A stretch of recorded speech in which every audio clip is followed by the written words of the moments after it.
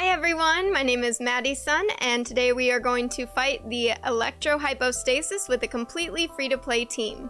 The Electro Hypostasis is located here, and the best teleport waypoint to use to get to it is Eagle's Gate, which I've already clicked on and teleported to, so I'm there already. I wanted to show you the team that I would be using to fight the Electro Hypostasis. I've got Kaya, Barbara, Xiangling, and Noelle. Noelle and Barbara are both healers. You wouldn't necessarily need two healers if you're playing this enemy, but we're considering free-to-play characters here, and I think that right now two healers might be maybe needed for how built my team is.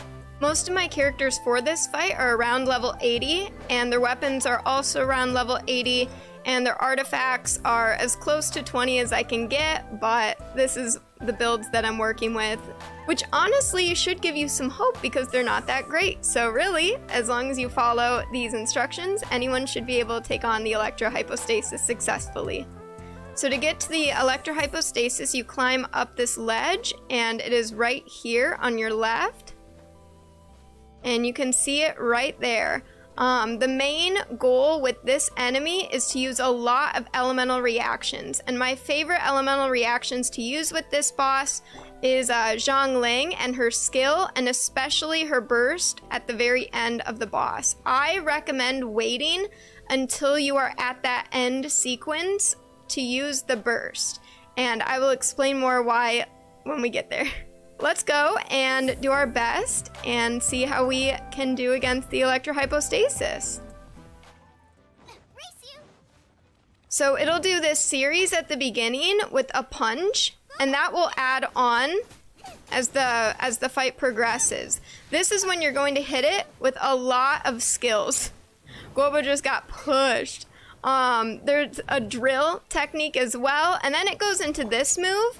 Barbara might be somewhat useful here because it's hard to reach if you're just using a regular melee fighter.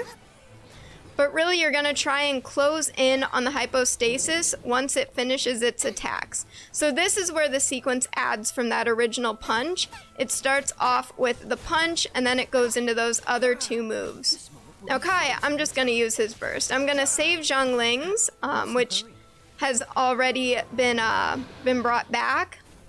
Now this part, if you have Noelle on your team, it's actually pretty safe to go in and fight up close with Xiangling's Guoba. All you gotta do is make sure that your shield is up so that when it closes in like that, you don't get hit. So that's highly recommended. I definitely recommend bringing a shield character. You can see that we're slowly whittling its health down, using a lot of those reactions. What's the hurry? It's gonna do that punch move again.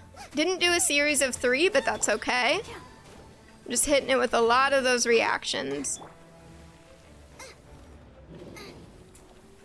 So now it's doing the series of 3, which honestly is pretty easy to dodge as long as you just go in a circle.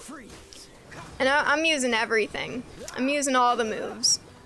You can see that does a lot of damage on the health bar. Now this move, I recommend putting up Noelle's shield just in case, but you really want to scoot far back and just weave left and right to avoid these barricades. And then once it finishes, you can move in and you can try and hit it with an elemental skill. And so that one's pretty easy to avoid as long as you stay far enough back. So it's gonna do the okay, just the punch. I'll go back in with Guoba. Maybe hit it with some frost. Either Kaya or Xiangling's skills will work just fine. I just prefer the overload elemental reaction. It's just my preference. Okay, it's doing the punch and the scissors and the slammed fist down. And I'm still going in with those reactions. Now it should be close to the point where it's going to start shaking and it'll spit out 3 smaller triangles, little prisms. This is when you use the burst because that burst is going to get rid of these so quickly. You can even leave Guoba at one of them. You can leave Guoba at one and just go after it with the elemental reactions with that burst.